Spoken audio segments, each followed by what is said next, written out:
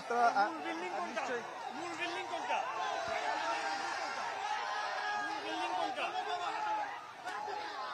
দেখছেন যে জনসাধারণ এখানে উল্লাস।